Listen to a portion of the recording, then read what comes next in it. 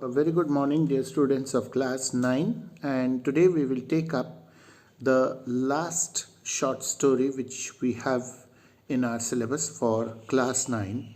And as you can see on your screen, the name of the story is An Angel in Disguise, and it's written by T.S. Arthur.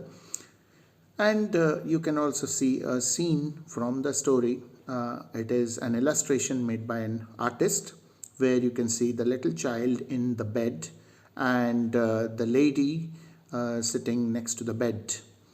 Who this little child is and who this lady is and what exactly brought about this situation is what we are going to read about in the story. So before we begin with the text of the story, let us take a look at the introduction of the story from your textbook. So please take out the short story in your textbook and please scroll to the page or move to the page which I will be showing on the screen right now.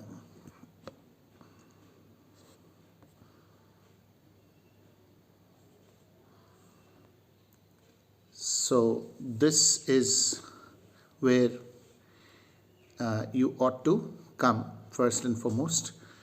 T.S. Arthur, something about the author. T.S. Arthur was a popular 19th century American writer. So this is an American short story, or rather a part of American literature written by an American author. So his story is written with compassion and sensitivity. Articulate and spread values and ideas that were associated with respectable middle class life in America. In his story, An Angel in Disguise, T.S. Arthur describes the transformative and restorative power of selfless love, which means that when love is without any purpose, love is without any conditions, love is selfless, love is not selfish, unconditional love always helps to bring about a transformation in the lives of people. And things which are lost from a person's life can also be restored by this kind of selfless love. That means what is lacking in the lives of some could be restored by love. So here in the story we shall see it relates the advent of Maggie, a frail young orphan, into the lives of wheelwright Joe Thompson and his vinegar-tempered wife Jane. Vinegar-tempered means one who has a very a kind of very irritable nature, one who gets irritated very easily, loses her temper very easily. So Joe Thompson is a wheelwright. Joe Thompson is a kind of carpenter, one who makes wheels for horse-drawn wagons and vehicles. So Joe Thompson, and he lives in a cottage. Alongside his cottage, he has his workshop, and he has a wife who has a very bad temperament. She's almost always irritated and always, she's never smiling or talking pleasantly. There is a reason behind that. And the reason is that they are childless. The two of them did not have any children of their own, and because of the lack of a child, because of her inability to give birth to a child, Mrs. Thompson eventually became irritable, and therefore she is termed as a vinegar-tempered wife. Her name is Jane Thompson. Now, what happens is when the young orphan Maggie arrives, it has a miraculous effect. The child's presence has a miraculous effect on the woman's character and the happiness that she brings to her adoptive family. So, the family which adopts them, that is Jane and Joe Thompson, they adopt her, they adopt Maggie, and this brings back the happiness in the family of the Thompsons. Now here on your screen you can see the photograph of T.S. Arthur. This is the author, the American author who has written this beautiful short story. This story is a bit long, so I'll try to make it part by part. If possible, I'll make it into one video. Otherwise, there could be more than one video. So let's have a look at the story now. An Angel in Disguise. This is chapter 6, written by T.S. Arthur, and let's begin with the text. Idleness, vice, and intemperance had done their miserable work, and the dead mother lay cold and still amid her wretched children. She had fallen upon the threshold of her own door in a drunken fit and died in the presence of her frightened little ones. So the first paragraph describes how a mother has died. She has been idle and she has been drinking and she has been resorting to all sorts of nastiness, vice, leading an immoral life. And then what happened? One day she stumbles and falls at the threshold of her own door, of her own hut. And she falls down and she dies in front of the eyes of her 3 children. Now these 3 children become orphans because they don't have a father already, and now the mother has died. So death touches the spring of our common humanity. So when somebody dies, people in general, they then start feeling sorry for the family and come rushing, and because death is a common phenomena, it does not spare anyone. If you are born, you have to die sooner or later. It's only a matter of time. So it touches the spring of our common humanity. Nobody is forever. Everybody has to go one day or the other. So this is a realization. This is a philosophical realization which almost everyone has. So when this mother dies, what happens? This woman had been despised, scoffed at, and angrily denounced by nearly every man, woman, and child in the village. This woman, this mother about whom it has been said that she collapsed and she died, everybody hated her in the village. Nobody liked her. Despised means disliked or hated. And they tried to, angrily reject her, avoid her, shun her. Every man, every woman, every child in the village hated her because she had very odd ways of living her life. She was not a regular, normal woman and a mother of 3. She was into all sorts of, nastiness, bad habits, and her character was also not so sound, and naturally, therefore, in the neighborhood in which she lived, nobody liked her. And she was poor. She was virtually a beggar. Actually, she was a very low, substandard woman, and she did not have connection with the rest of the village society where she lived. But now, as the fact of her death was passed from lip to lip, in subdued tones, pity took the place of anger. So what happens is, when the news got around that she was dead, eventually people started taking pity on, not so much for her, not on her, but for her 3 orphaned children. Out of these 3, one was crippled, completely bedridden, and her name was Maggie. And the other 2 were hardly about 12 or 13 or maybe 11 or 10 years old or 9 years old. So these 3 kids, now who will take care of them? So the neighbors. So what happened? Let's see. So pity took the place of anger and sorrow of denunciation. Neighbors went hastily to the old tumble-down hut in which she had secured little more than a place of shelter from summer heats and winter cold. So she used to live in this tumble-down hut. Tumble-down in the sense it was in a very bad shape, a dilapidated hut where she used to spend maybe her summers and winters. Some with grave clothes for a decent interment of the body. Now some of the neighbors came with clothes which could be used for the purpose of putting the woman in her grave. So for her funeral, she didn't have proper clothes, even for her funeral. So you can understand how poor she was. She was probably, in rags at the time when she died.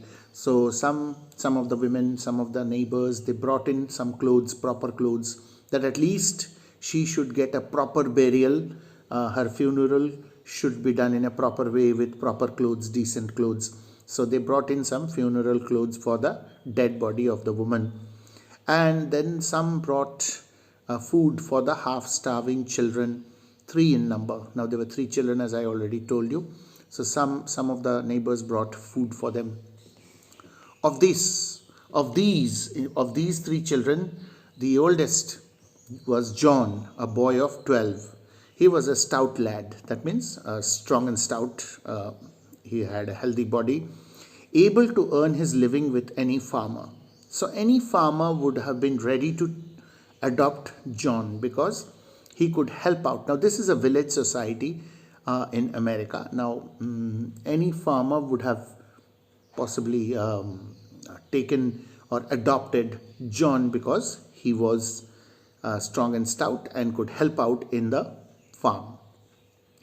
The next in line was Kate, between 10 and 11. So John was 12 and Kate was 10 and a half, or nearly 11, you could say, a year and a half younger than John.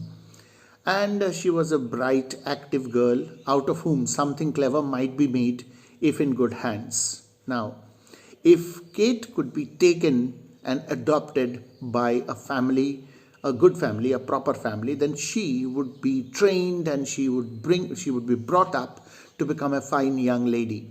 So definitely somebody would easily want to adopt even Kate. But poor little Maggie, the youngest, was hopelessly diseased. Now Maggie was the youngest of them all, and she was not well. She was a sick child, a bedridden child. 2 years before, a fall from a window, she had fallen down. About a couple of years ago, a fall from a window had injured her spine, and she had not been able to leave her bed since, except when lifted in the arms of her mother. Now mother is dead. Now who will take care of her? Will anyone adopt her? People are ready to adopt John. People are ready to adopt Kate, but nobody is there to adopt Maggie. What is to be done with the children? That was the chief question now. The dead mother would go underground, of course, because now she is dead. Now she is beyond all questionings, and she would be buried. And she would go underground means she would be buried and be forever beyond all care or concern of the villagers. But the children must not be left to starve. Now, after all, they were of the same village. Mother was bad, mother was immoral, mother was disliked by everyone, that is understood. But now she is dead. And once she is buried, she will be gone forever. But we cannot let these three little children starve to death.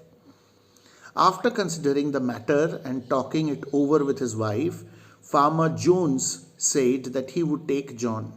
So there was one farmer and his wife present in this poor hut of the dead woman, Farmer Jones, and he consulted his wife, and he said, finally declared before the rest of the villagers, I will take the boy.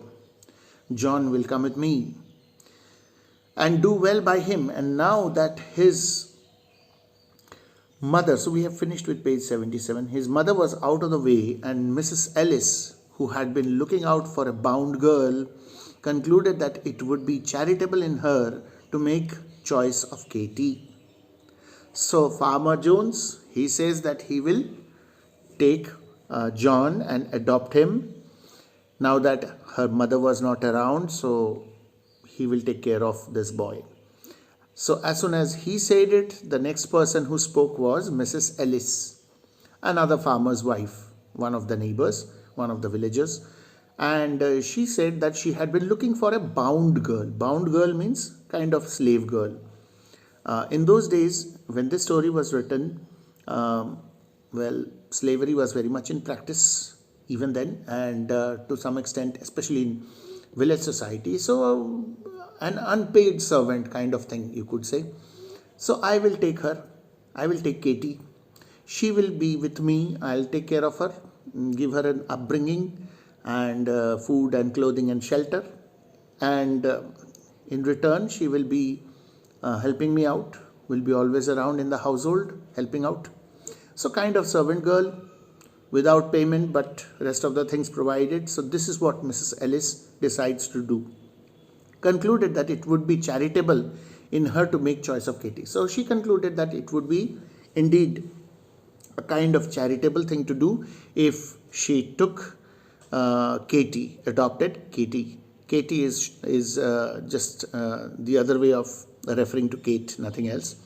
Even though she was too young to be of much use for several years. Now, Kate is only about 10 and a half or 11 years old, and she is trying to give this impression to the rest of the villagers. When she is taking this girl away, she is actually trying to take a free servant. Anyway, something is better than nothing, because at least this girl will get a home and family. Even if she has to stay like a servant, that is her fate. Nothing can be done about that. But Mrs. Ellis says, I will take this girl for several years. Of course, she will be of no use to me because she is too small. When she grows up, only then she'll be of some consequence to me. So anyway, but still I'll take her. It will be a kind of charitable thing on my part to do. So I am taking Kate with me. So this is what he said, or rather what she said. I could do much better, I know, said Mrs. Ellis, but as no one seems inclined to take her, I must act from a sense of duty. Expect to have trouble with the child, for she's an undisciplined thing, used to having her own way. So she's trying to give this impression that despite all odds, she's trying to adopt this girl. And she's trying to say that I am taking her because of this feeling or this sense of duty which I have. And I know I'm going to have some trouble. This is a small child, and initially she will be not really the kind of helping hand I expect her to be. She is so small that she will be up to some mischief or the other all the time. She has no discipline, nothing. After all, the mother was like that, so naturally she is commenting about Kate in such terms. Anyway, but I will still take her. So she's trying to give the impression that she is doing charity. She's trying to give the impression that even though she could have done better than taking Kate as her adopted, she could have adopted, or rather she could have gone for a servant who was older and much better. She is actually very cleverly trying to take this girl for free and use her as a servant. So anyway, that is for Mrs. Ellis. So whether it is the farmer Jones or whether it is Mrs. Ellis, both are actually trying to take home free servants whom they don't have to pay. They are pretending to adopt them, but actually they are going to use them for the purpose of their own farming and looking after the household.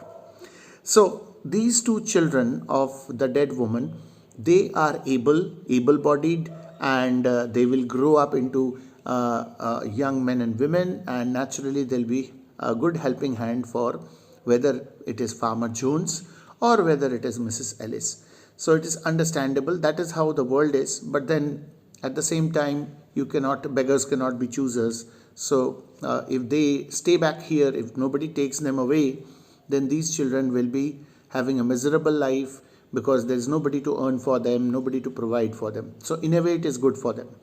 So anyway, but no one said, I'll take Maggie. Now the problem was that everybody wanted to take those two children who were all right, who were of sound health, who did not have any physical deformities or anything of that sort. But there was nobody who came forward to say, I will take Maggie, because we know that Maggie is a sick child. We know that she is a bedridden child. So there is nobody saying, I'll take Maggie. Pitying glances were cast on her wan and wasted form, and thoughts were troubled on her account. Mothers brought cast-off garments, and removing her soiled and ragged clothes, dressed her in clean attire. So people were casting glances or looks of pity on her. She was very sickly. Wan means someone who is weak and sick, and wasted, form. Form means appearance. She was in bed and she couldn't help herself around. She couldn't even get up and walk. She had to be carried around. If she had to be moved from one place to another, she couldn't walk by herself. She couldn't get up by herself. So uh, thoughts were troubled on her account. People had troubled thoughts in their minds with regard to Maggie, but nobody said, I will take the responsibility of Maggie. So the mothers of the village, they brought some, cast off garments. That means garments or dresses, dress materials which were no longer required by their children. Maybe the children had outgrown the size of those dresses, or maybe the dresses had become older and therefore not worth wearing anymore. So such garments were brought in, old clothes, nothing else but old clothes of their children. And they changed her dress, removing her soiled and ragged clothes. They dressed her in clean attire. Attire means clothes. The sad eyes and patient face of the little one touched many hearts, and even knocked at them for entrance. So, the sad eyes of this little girl and the manner in which she waited with patience, this touched many hearts, meaning to say many of the hearts of many of the people present there, and even knocked at them for entrance. And her looks, her appearance, her eyes, her patience, everything collectively about her seemed to be knocking for entrance into the hearts of some of those people who were present there. That I am here, please accept me, please open the door of your heart and please accept me there. But then nobody was coming forward, but none opened to take her in. So none of the hearts present there would open the doorway to accept her. Who wanted a bedridden child?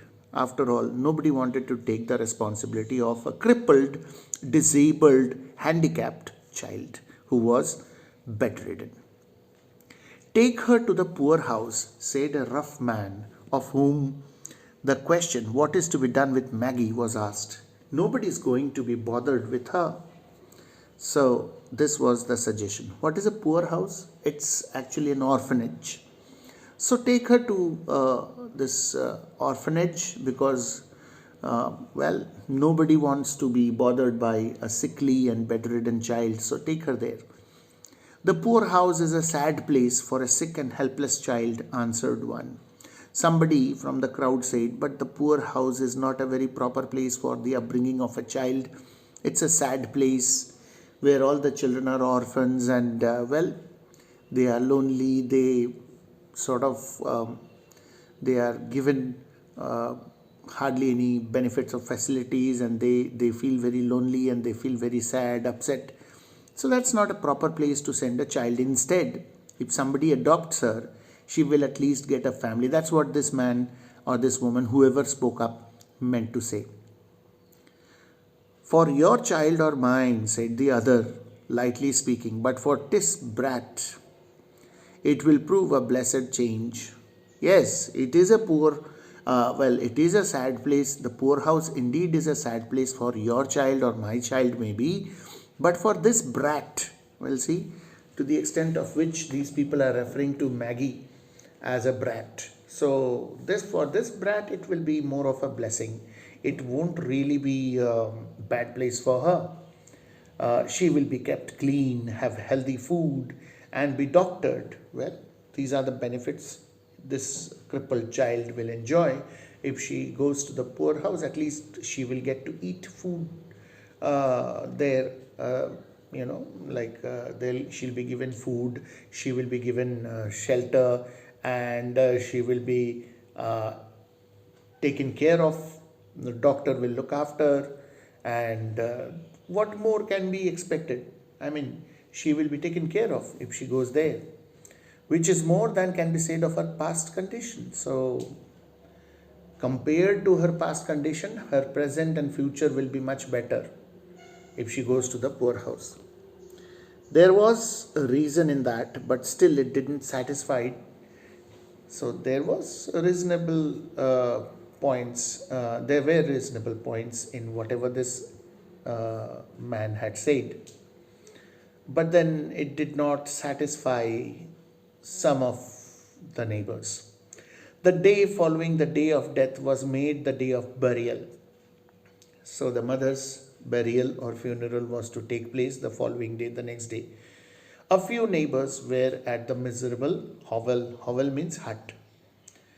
But none followed dead cart, as it bore the unhonored remains to its pauper grave. Pauper means beggar, beggarly grave. So the next day, neighbors came to the poor hut, and the body was loaded on a cart, and the cart was pushed all the way to the graveyard, and somehow a grave had been dug up, and the mother's dead body was buried. Farmer Jones, after the coffin was taken out, placed John in his wagon and drove away. As soon as the coffin of the dead mother was taken away for burial, Farmer Jones took the boy, John, in his wagon. Wagon means horse-drawn cart, mounted on four wheels and drawn by a couple of horses maybe. So he just took the boy and went off, satisfied that he had done his part. So John was gone. Now Mrs. Ellis spoke to Kate with a hurried air. Bid your, so we have finished with page 17. Bid your sister goodbye, and drew the tearful children apart, ere scarcely their lips had touched in a sobbing farewell. So come on now, tell your sister goodbye. We need to go, said Mrs. Ellis. And even before, of course, the two sisters, they were crying because they were getting separated. Even before they could kiss each other goodbye properly, she just dragged Kate and, went off. Hastily, others went out. Now, quickly the others also left. Why? Because now only Maggie was left behind. So, all were rushing out so that none of them would be the last person to leave the hut and would therefore be having the obvious responsibility of doing something for Maggie. So everyone wanted to rush out. Now that the body is gone for burial, and now that the two children have been taken away by their two adopting families, nobody wanted to stay. So this was a really difficult moment for Maggie. Some glancing at Maggie and some resolutely refraining from a look until all had gone. So almost everybody was gone. Some avoided even looking at her, though some looked at her with pity. Some even avoided looking at her, but everyone went out one by one. She was alone. Just beyond the threshold, Joe Thompson, the wheelwright, paused. Even Mr. Joe Thompson, the wheelmaker of the village, he had also stepped out of the hut, just outside the threshold of the hut. But he paused there and said to the blacksmith's wife, who was hastening off with the rest. He stopped there and said to the blacksmith's wife, what did he say? It's a cruel thing to leave her so. It is a very cruel thing on our part to leave Maggie like this. I mean, now who will take care of her? Even if she had her brother and sister around, somebody would have fed her. Somebody would have taken care of her in some way or the other. But now she's all alone. Her mother is dead. Brother and sister have been taken away. So it's a cruel thing to leave this girl like this. And what did the blacksmith's wife say? Then take her to the poorhouse. She'll have to go there, answered the blacksmith's wife, springing away and leaving Joe behind. Well, that's all she could say. Take her to the poorhouse. Leave her there. In any case, I mean, she has to go there. What other option does she have? I mean, that has been already discussed and that is final. So do it. So saying this, she left.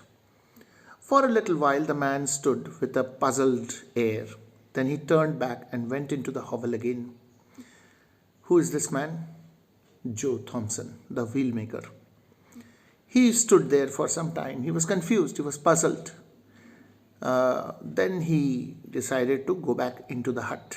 Maggie, with painful effort, had raised herself to an upright position and was sitting on the bed, straining her eyes upon the door out of which all had just departed. Maggie had somehow managed to. It's a very painful process because she has injured her spine and there has not been any proper medical treatment. But still, she somehow managed to sit upright. Now, when a person grows desperate, see, she has now nothing to lose. She tries her level best, therefore, to sit up. And she was looking at the door through which everybody had left. So, a vague terror, a kind of unclear, she was not even sure of what it exactly was, but she was terrorized. She was very scared. Why? Because there was nobody. Now, what will happen to her? She was thinking about herself. How will she live? She was so scared. A vague terror had come into her thin white face. "Oh, Mr. Thompson," she cried out, catching her suspended breath, "don't leave me here all alone." She requested Mr. Thompson not to leave her there all alone. Though rough in exterior, Joe Thompson, the wheelwright, had a heart, and it was very tender in some places.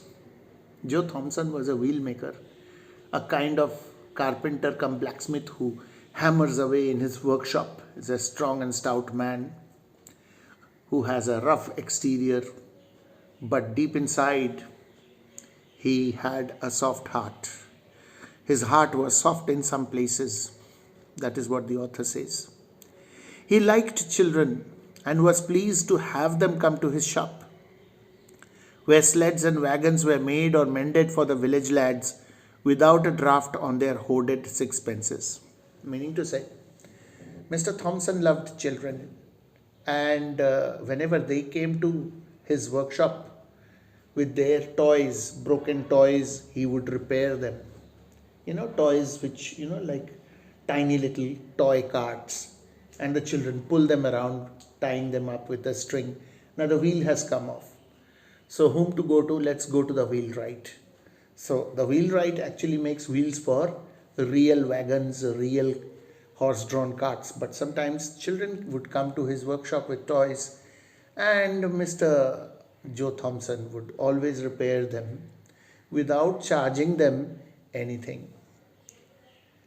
They had preciously saved up maybe sixpence, and they would offer the money to Mr. Thompson, but he would never take money from the children.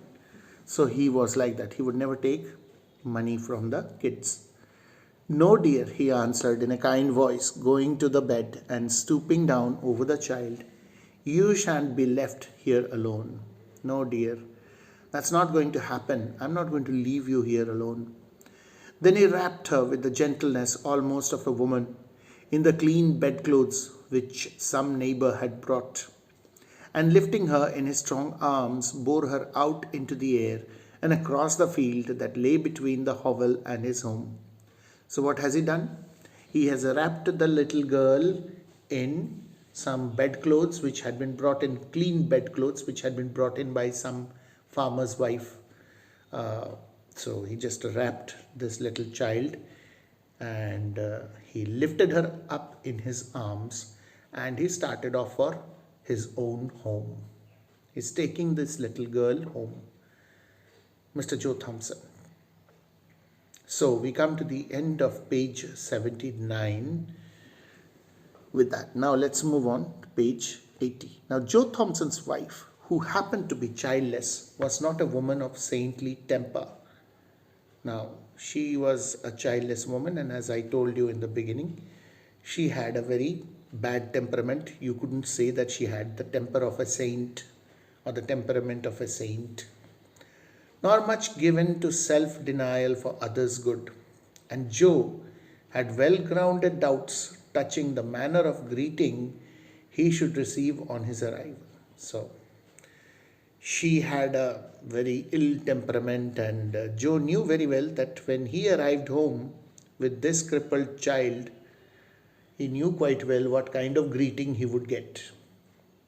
She would definitely lose her temper and start shouting. That's what he knew.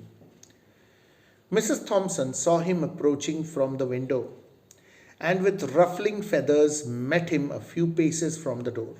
With ruffling feathers means without even,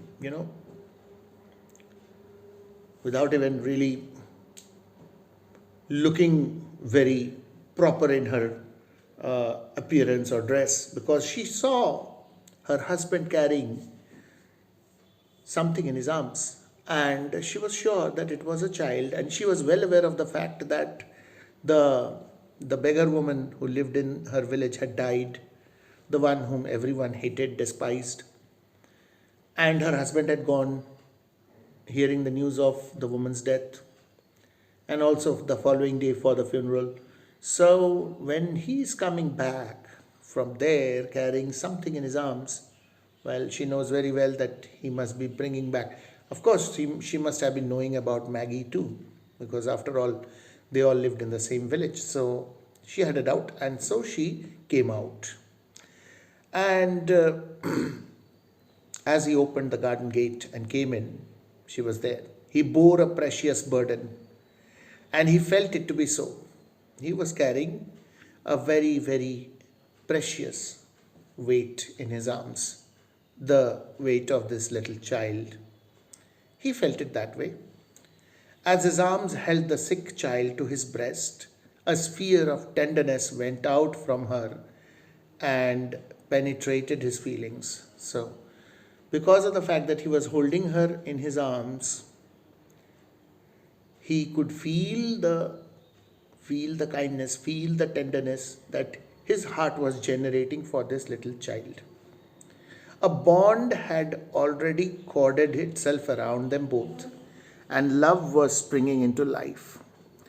"What have you there?" sharply questioned Mrs. Thompson. Joe felt the child start and shrink against him.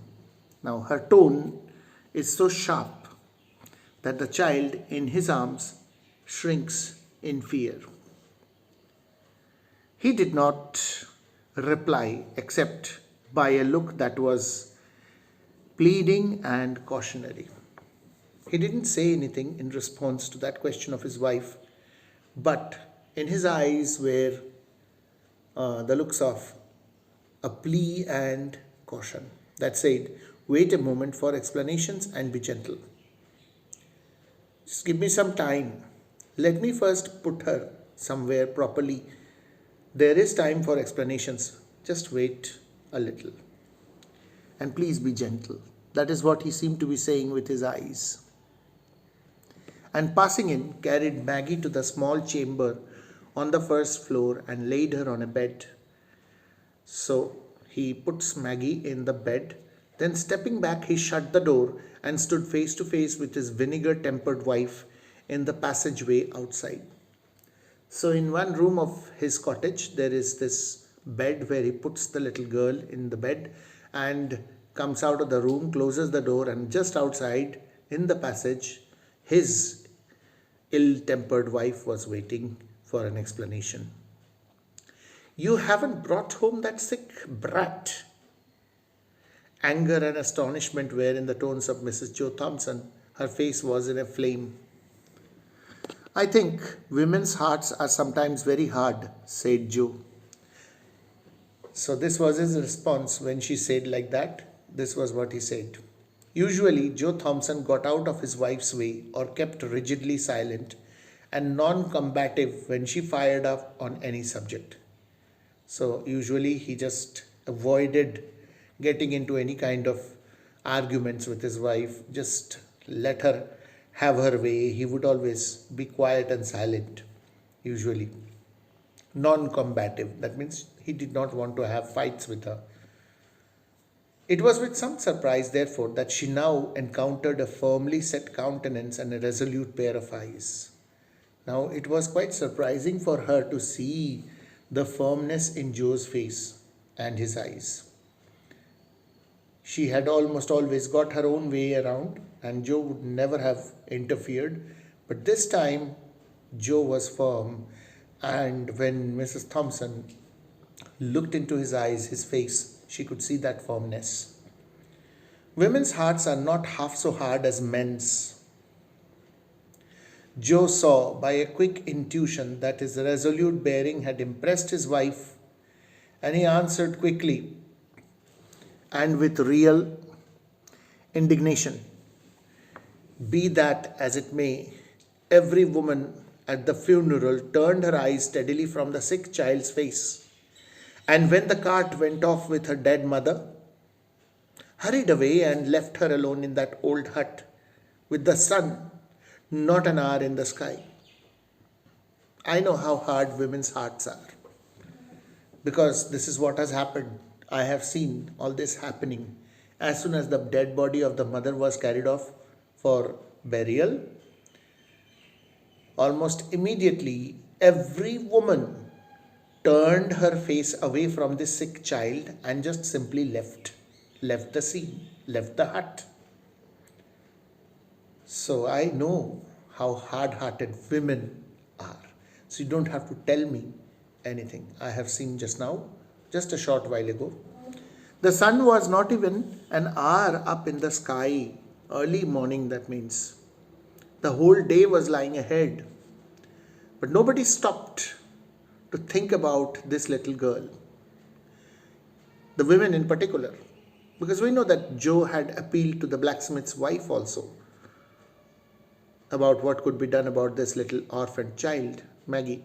And that was her reply. Send her to the poor house. And she went off.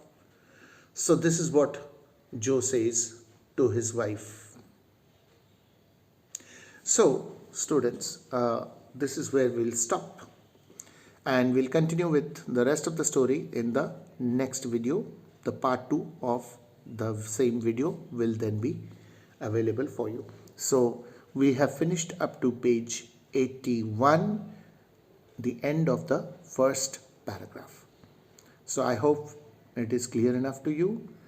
We'll stop here and we'll continue in the next video next time. So thank you very much.